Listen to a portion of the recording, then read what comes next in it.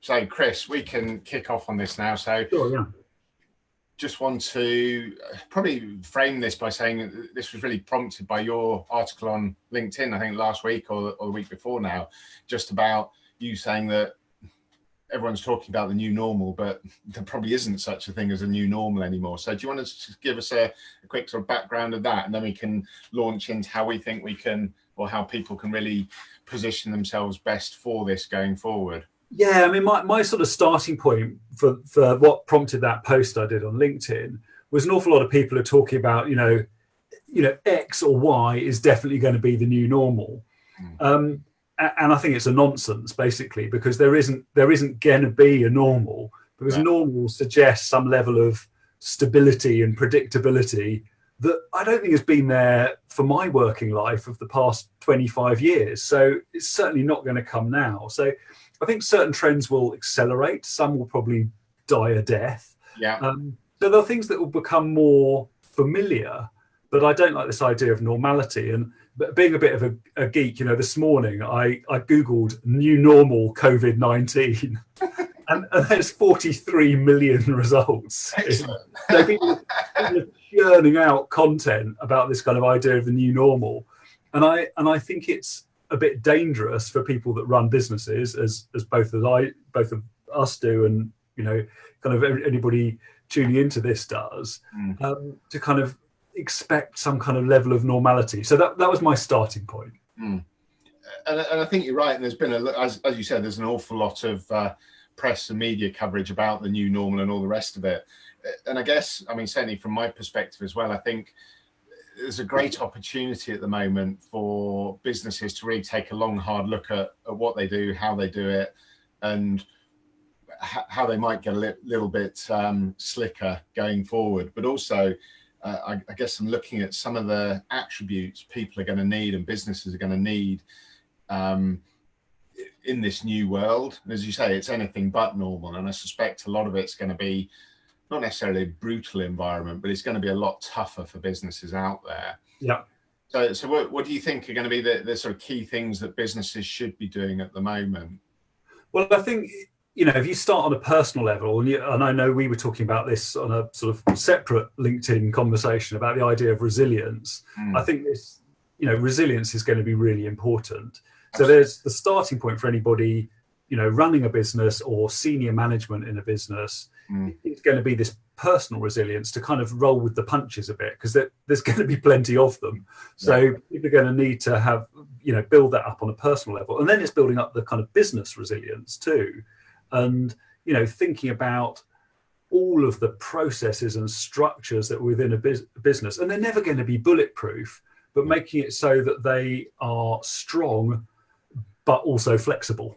So I think that's going to be important. And I know, again, we were talking about this the other day, this idea that you might never get a better chance to upend some of your structures and processes than now, even though, the situation now may seem really overwhelming.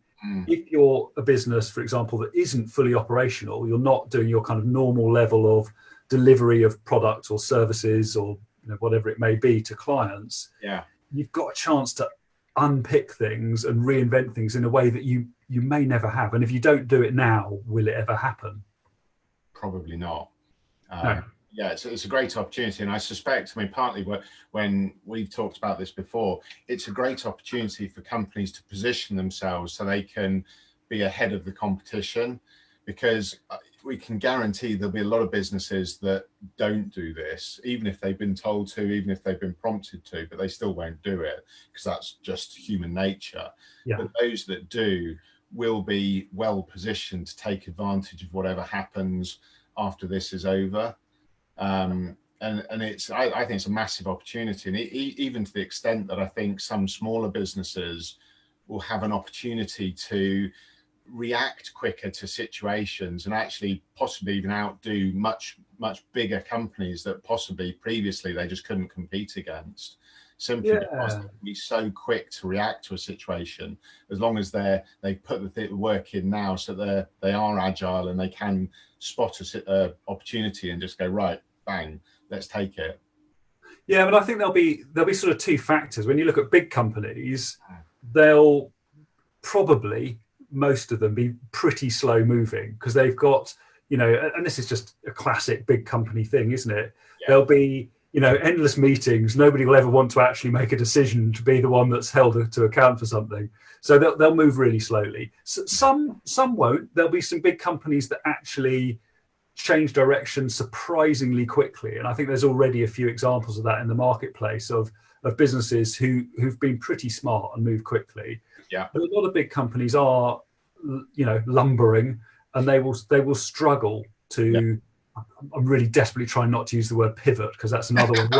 along with the words I hate at the moment. Along with new normal, that's the kind of another oh no. But you kind of know what I mean when I use that phrase. So a lot of big companies will struggle, and then there'll be a lot of small companies who'll be absolutely paralyzed by looking at their cash flow or the kind of personal fear of the owner managers, and that'll be really tricky. So if you can move swiftly and you can overcome your fears, then I think you're instantly ahead of the game. And I think there's a real opportunity there to, look at, actually not look too much at what your competitors are doing, but look at what your customers want, and react to that quickly. So my argument often actually is ignore your competitors and talk to your customers. And I think if people tune into that now, then they could be onto a winner. Absolutely. Well, I think that's always been a very solid piece of advice at any time of a kind of economic cycle, but now even more so, because your clients will tell you what they want. And if you can react to it. And I just want to pick back on something you said about some businesses will be paralyzed. They'll be that whole fear aspect of things. And there's no way to fully get rid of that outside of just, I guess that comes back to the resilience and the kind of mental toughness bit that we're talking about, as you said, on a different thing. But to me, there's certain things that they can do which will, I suppose, give them a bit more confidence. So to me, being ready to react to something would be about knowing that people are doing the right jobs, actually knowing what your figures are, so knowing your cash flow. And again, you and I had a conversation the other day, which was kind of language that startups use about they know when the cash runs out, and they call it either the end of the runway or the cliff edge, and they can tell you exactly what day the cash runs out based on the current situation. And if you know your cash flow that well, you can look at a situation and go, okay, I know that's going to cost me X to be able to exploit that situation. Yes, I can afford it. Yes, I'm going to do it. A lot of people don't know, so that just adds to the fear, that kind of complete lack of knowledge of their figures. So that's certainly for me something that a lot of businesses should be really nailing down at the moment, so they understand how their business actually works from a business maths point of view. Yeah, and I think, when I look back at, I haven't sort of talked about sort of my background at all, but when I was working with startups kind of in the sort of previous 18 months before I, set up my own business, then, runway was a phrase that they used all the time. And I kind of heard it, but I didn't really get what it meant. But I think it's a really useful concept to have at the moment of, what is your runway? And if you asked a sort of funded startup, which is who I was dealing with a lot of the time, and you'd say, what does your runway look like? And they're like, I run out of cash in August 2020. And they'd probably be able to say on the 24th, because they were modeling that all the time. Yeah. And as a little thing, actually, if anybody uses tools like Xero, which I know a lot of businesses use for their accounting, there's a great kind of add-on to Xero called Float, which will sort of pull all your data through from Xero. And it will literally show you the little graph of, and this is the day you run out of money. And then you can add in scenarios to go, okay, so if my income was, if I got this contract that I'm expecting to come in June, where does that push my runway to? Or if I manage to, a situation like at the moment, if I manage to negotiate with my landlord to half my office rent, where does that push my runway to? And so you can model all this thing. And I think even if people aren't using a tool like that, they need to be thinking in those terms of what are the incremental things I can do that push out that cliff edge of when I hit a wall, and being really conservative about it, not kidding yourself that contract is a done deal if if the ink isn't dry and the deposit payment's not made. Well, I always say I've worked with clients where they say, "Oh, we've got this sale," and then you 2 weeks later they go, "Oh, and the sales figures are this," and you go, "Hang on, I'm sure you said you had this sale, which was bigger." And for me, I always think a sale is when the money's in the bank, because before that, it could disappear, or it's as you say, seeing the whites of their eyes type of thing. But it's having that honesty of where you're at and understanding. And a lot of people, I think, are uncomfortable with business maths or uncomfortable with money, so they either ignore it or they don't really give it the attention they should. And I think, to me, taking advantage of new opportunities going forward is really important that you do understand that. As some opportunities you'll look at, you'll see the cost of it, and if you know that actually you can't afford it, you'll just decide not to do it, or you'll look at a different way of funding it. But without that knowledge, you're either scrabbling around in the dark, or in most cases you're just not doing anything, because it's the kind of fear aspect, I guess. Yeah, and I think, the finances are crucial. But one of the things you mentioned a little bit earlier, which I'd kind of like to go back to, as well as this idea of your staffing structure and who's doing what. Yeah. And again, that comes back to what I was saying about you might not get another opportunity to look at this. Have you got the right people doing the right roles? And I'm sure you, like me, can think of loads of examples of businesses you've either worked in or worked with, where their structure is just a kind of accident of history in many ways. I suspect most businesses are like that. Yeah, and roles build up around the kind of the competencies or personalities of the person doing it, or the needs of particular clients at a particular time. And now there's that opportunity to go blank piece of paper of, again, tying in what you were saying about talking to your customers and understanding what they want. Okay, what is the most efficient structure to serve our customers with what they really want and will give us money for? And then kind of reinvent from that. And it could unfortunately mean that you look at certain roles and think, well, we just don't need that role, or we need to re-engineer that role in a way that the person doing it at the moment, won't enjoy doing it. And they won't be the right person. But that's the reality. Yeah, I think that staffing is really important. Yeah, I think that could go a step further. And whenever I've done this with companies in the past, I tend to take the names out of the equation and just look at all the things that need to be done, and you create the roles, and then you apply the names back in. And as you said, companies grow and kind of staff evolve, usually, I suspect in most cases, by accident, or just how they happen. And there's a number of times where you will get a situation where you then get a role and go, right, that's the role. This person is totally unsuited for it. So there's potentially some kind of uncomfortable conversation had about either changing people into different roles, or actually just getting rid of them and getting new staff in, which is obviously one of the kind of downsides of business, running your own business, is you have to deal with kind of difficult situations as well. But to be as kind of agile as possible, you need the right staff in the right roles, rather than just happen to be there. And I think if people are, really focusing on their communications at the moment, and we've talked a little bit about customer communications, but also their internal communications, and that very much includes if people have got staff furloughed, keeping communicating to them. I mean, I was talking to somebody earlier in the week, and they've been furloughed and they're in a business and they have no idea what's going on in the business. And you think, well, that's awful. They're still part of the team. So the communication's got to be there. But I think if it's done right, then, people are going to be receptive. They know the world's been turned on its head, and they're not going to go, well, this is really unreasonable. They're going to go, right, you need to make a business survive. And yes, I need to be adaptable.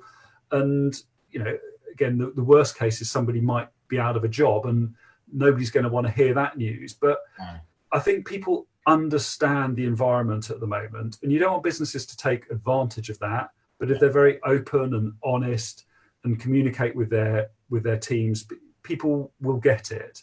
And I think that, going back to where we started of what's the new normal, not that there is a normal, but I think, businesses that succeed in this kind of period that we're going into, they will have their communications absolutely nailed. And, that's customer communications, internal communications, partners, other stakeholders, whether it's shareholders, investors, banks, insurers, they will be really communicating well with everybody that's got an interest in their business, and reacting to it. Yeah. And I think, and that's something which a lot of businesses either only partly do well or don't actually do well at all. And that's definitely, communication is an absolute key in any business at any time. But I think it's even more important now. But it will definitely be, as you said, it's not just about talking to your customers to see what they want.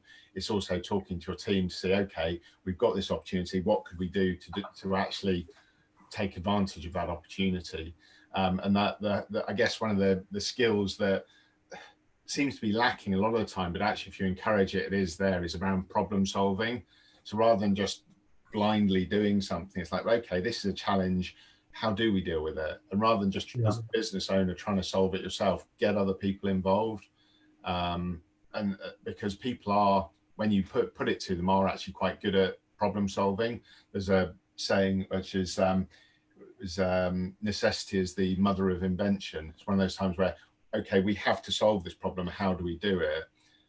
It's a much better question than there's this problem. How can we solve it? Some people go, well, it doesn't matter if I solve it or not. But if you actually put it down to them, look, we could completely transform our business if we do this. Problem solving becomes a very important part going forward, I think. Yeah, and it goes back to what you're saying. Well, we're both saying about this idea of overcoming the fear factor at the moment as well. And I think if people have got a bit of confidence in their business, their team, and when I say team, that includes if you are a business that is just one or two people, your team definitely includes your suppliers and partners and people you work with at the moment. Absolutely.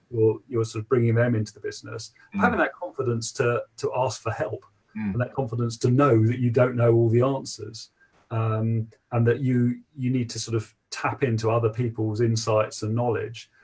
I think that's that's going to be really important as well. Absolutely.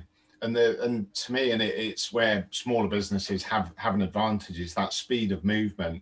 It's something I've talked about in the group previously. One of the things I like saying to people is, if you're going to do something new, if there's some new opportunity, is get out there as quickly as possible. I have an expression which is fail quickly and inexpensively. And it's not that I like people to fail or I want them set out to fail, but if they're going to try something, and there could be, and I kind of trying to think of an opportunity now which could present itself. But if a client says, oh, I really do this, you could look at it and go, well, okay, to do that fully properly, I'd need to spend X £1,000. I'd need to take sort of 20 weeks to do it. But could we actually get something started tomorrow and start that going? And in a lot of cases, you probably could. So it's starting to think about those sorts of things. How can I test this out to see if it works? Because again, no one's got a crystal ball. And even if you get presented with an opportunity, you never actually know if it's going to work. And I'm sure you've come across, I certainly have, far too many people who've spent ridiculous amounts of time and money on a particular thing before they've even put it out there to be tested. So I think that's a really important thing to kind of bear in mind. Yeah, and I think, it is that, I agree completely with what you're saying of, move fast, test cheaply, and recognize if something's failing and kill it quickly and move on. But I was talking to somebody last night who is in sort of optics. So they run an optician's practice, fairly local to me, so in Hampshire. And they obviously have got nobody apart from emergency cases coming through the door. They're looking at, right, can I go online? Can I sell frames online with prescription glasses? They've talked to their suppliers. They're sort of looking at, can they get photography quickly online? They're using a kind of template e-commerce site. They've begged, borrowed, and stolen from a neighbour who's a developer. So for there's time invested, but their kind of sunk cost to get this live and give it a punt is about £3,500. So it's not peanuts. No. But to get an e-commerce idea running, and from start to end, it will be running in about 3 weeks from when they've had the idea to get it running. You think, well, actually, that's pretty swift. And they know that if it doesn't work, kill it. They're not going to start throwing money in it. They're going to test the water and stuff. And you think, well, that's a great opportunity. and are at the moment, I don't know, they might be developing an e-commerce thing, but Specsavers, as an example, don't have an e-commerce thing. Would they launch something in 3 weeks? It's not going to happen, is it? Whereas a little single practice optician can go, right, let's get it, we'll do it in the evenings, we'll coerce our neighbour into doing stuff as a favour, and we'll give it a punt. Yeah. And I think that's the sort of thing that actually is really exciting about this period of people giving things a go, because exactly as you say, necessity is the mother of invention, and it forces you to think laterally and give things a go that perhaps before you would have thought, oh, it might be a bit complicated, I won't go. So it's having the kind of bravery, for want of a better word, of actually going, look, we're just going to do this and we're going to try and do it as quickly as possible. And that's a great example. I was actually talking to someone yesterday, and they'd been approached by a potential customer to do something. And it was around putting together effectively a pretty sizable training program. That her mindset was very much around, it's going to take me months to actually put this all together, design it all, make sure it all works, do all the collateral that goes with it, all that. And I said, well, rather than doing that, why don't you say to this person, look, I've got all the knowledge already. I've been there, done that, got the t-shirt. And she definitely has. She's got the skill set to do this and got the experience already. Why don't you just say to this person, look, I'm going to put a course together, but I haven't yet. Why don't you work with me? And I won't charge you as much, but you effectively get me mentoring you. We'll do a bit of extra and I'll develop the course as we go along. She still gets paid pretty good money for it. And she gets a course off the back of it as well. And this particular potential client ripped her arm off for it. And it was and so rather than spending months before she even had anything possible to sell, she basically made a sale yesterday. Yeah. And yes, it wasn't the full amount, but also she's got effectively a very willing partner helping her develop her course now. So there's things like that where you're just thinking about things slightly differently. You can really take advantage of situations. And that's the sort of thinking I'm trying to encourage people to do nowadays. Yeah, and I think, that sort of mentality absolutely is what needs to become kind of, hardwired into anybody running a business, and being mindful of the environment that we're working in, and just thinking about things. I was thinking about the fact that supply chains and how dependent we have been on China and international trade, and people are going to shy away from that. So if you can look at something in an industry sector that and think, well, people are going to want to be sourcing supplies that don't involve international shipping or aviation, or China being the kind of the sort of potential Achilles heel. There's going to be loads of opportunities there around sort of supply chains and the disruption that's going to happen there. And again, I think it'll be the small people that move quickly that will take advantage of that. And there's all these trends that are going on. And another one that sort of springs to mind is that there's going to be a shift from people spending to saving. Definitely. So consumer spending power will go down, but even if people have money, they won't spend it as freely, because they've got used to not having their cost of coffee every day. They've been looking out the window at a car on lease that's costing them 600 quid a month, and they've driven 3 miles in it over the past 3 months. And so, and they'll actually say, do you know what, this has been a rainy day, we need to stuff the mattress a bit more. But then, that in itself creates opportunities as well for people that can help people do that. And there's like personal finance apps and things like that. I think we'll see an explosion of people thinking about their money in a different way. And there's always an upside when you get these shifts in trends. And it's having the mental ability to kind of look at things in a different light, look at them from a different space and go, okay, how can we do this? And I think that's really important to do, because people in general just don't do that. And there is always, and I was asked a question yesterday on LinkedIn about how are kind of angel investors and all that sort of things viewing this market. And as they said, is nobody investing? So I suspect lots of people are investing. They're just a lot more robust with their due diligence. They're certainly looking at the figures a lot more. And for good businesses that deliver value, there's plenty of money out there still. And okay, that's not the case in certain industries. And I know you worked in the kind of travel industry previously, and they've got some very, what we call, interesting challenges at the moment. Yeah, I mean, travel. Yeah, I mean, that's kind of an area of specialism for me. Travel is interesting, but it's not dead in the water. And one of my clients is essentially a technology platform, but renting out accommodation in travel. And they've flipped their model, their terms and conditions very quickly because of the corona situation. And their forward bookings are looking fantastic. And they've done a lot of the things that we've been mentioning. They've thought about their structure. It was a lot easier for them to restructure because a lot of their team were freelancers, so it's quite easy to kind of juggle things around there and shift them around. But there are people that are moving quickly and doing some quite exciting things, even in travel that is pretty paralyzed largely at the moment. It's a lot of it is about mindset. Yeah, absolutely. So are there any, I'm sort of conscious of time and we probably have to wrap up, and I will have a look in a minute. I can see a few questions, etc. But are there any kind of, before we wrap up and look at the questions, what would you say are the key aspects from your perspective that people should be focusing on at the moment?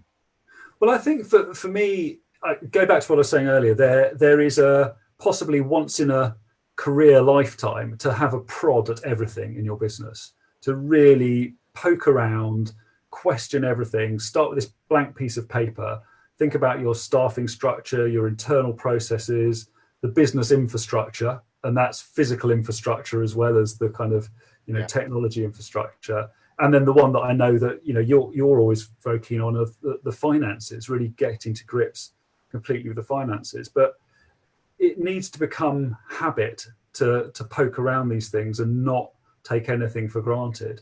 And this goes back to where I started as well, of there isn't a new normal. All of these things have happened. I've reflected, like I guess lots of people have, on the changes that happened in my career. When I first worked in an office, there was one computer in an office of 26 of us that had email on it. So if you wanted to email a client, you had to ask Lynn, the admin person, if you could send somebody an email. And nobody had internet. I didn't even have an email. I don't think email was around when I was. Oh, you're a little bit older than me. People working on green screen terminals and all that sort of thing.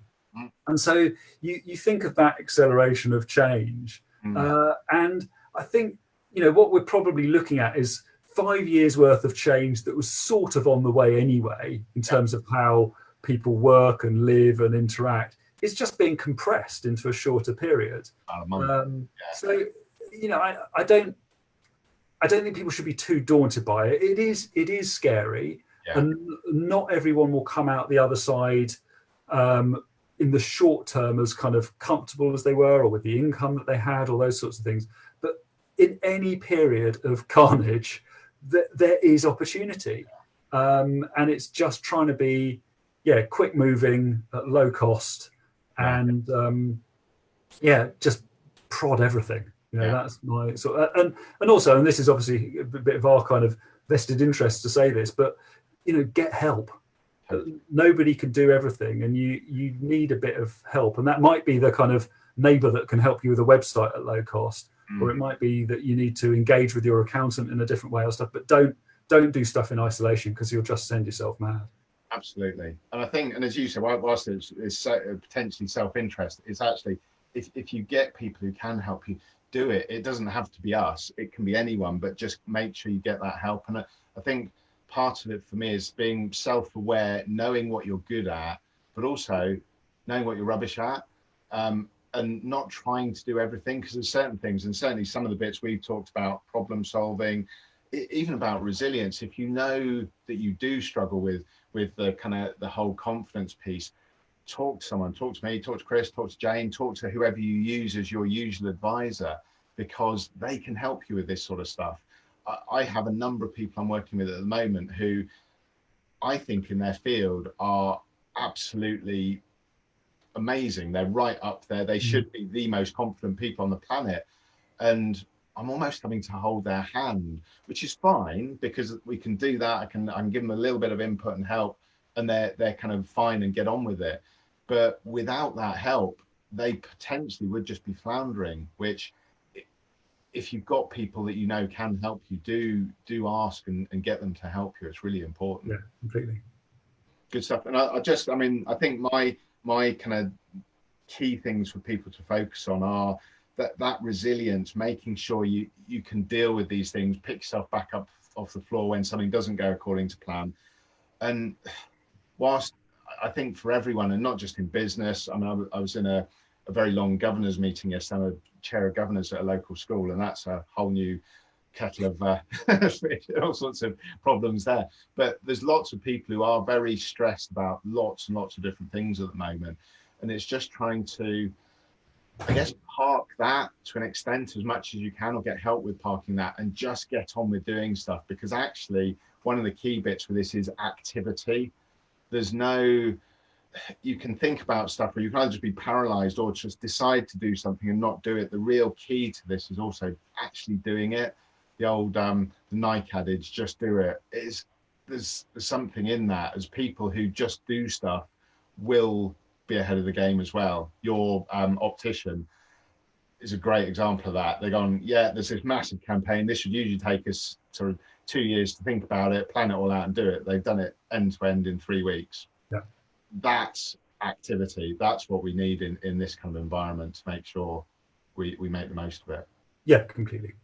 Good stuff. Right. Well, I think conscious of time, so I'll just check. Bear with just see if there's a few comments. I don't know if there are any questions.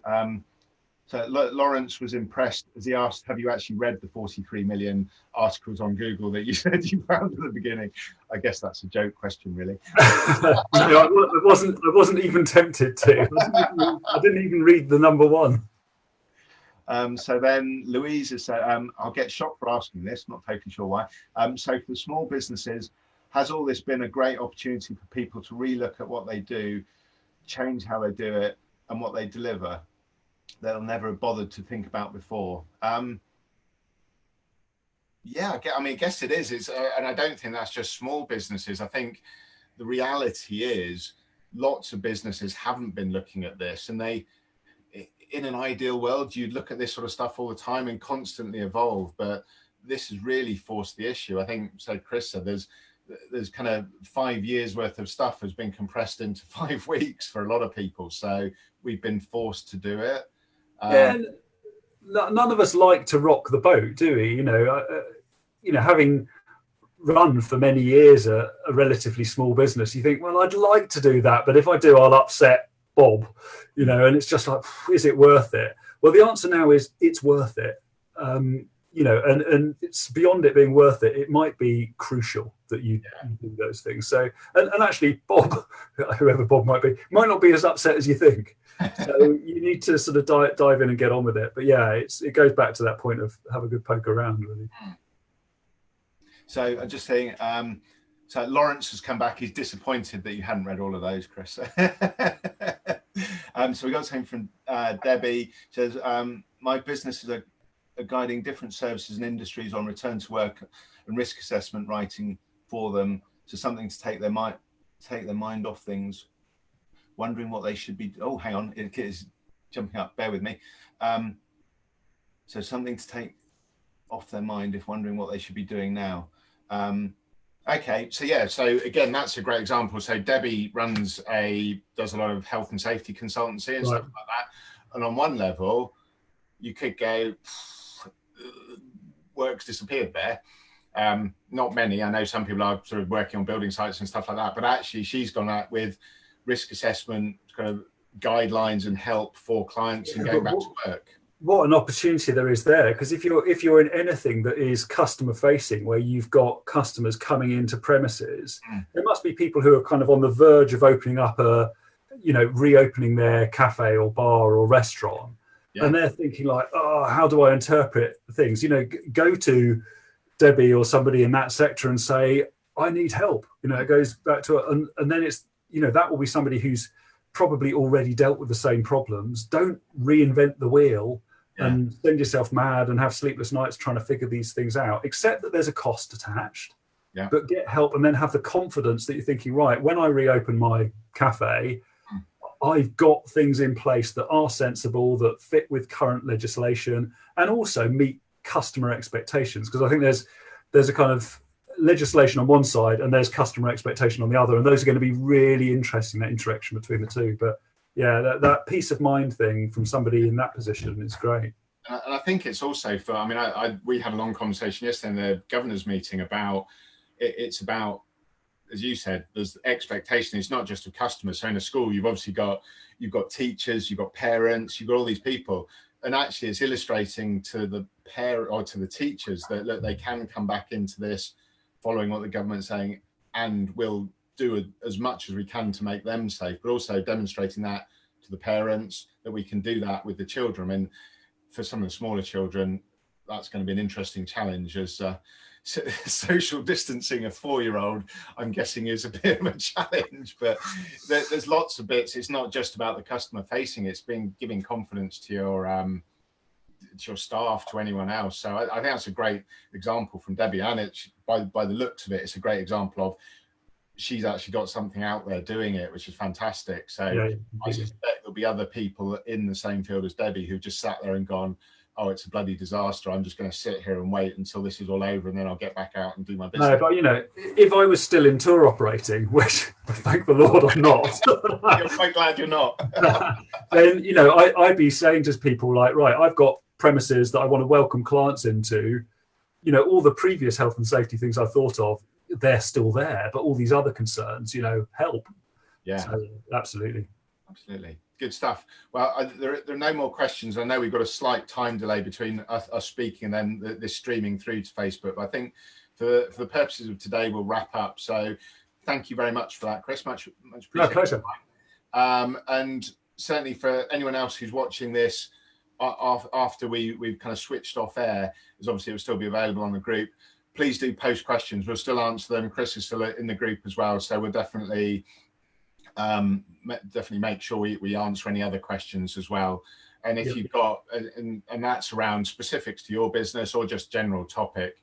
And as always, if there's any other questions or any other topics you'd like us to cover, either in my little kind of mugshot videos I do each day, or in conversations like this with Chris or other people, do ask, because we're more than happy to do this. We're really keen to make sure we give as much value to you guys.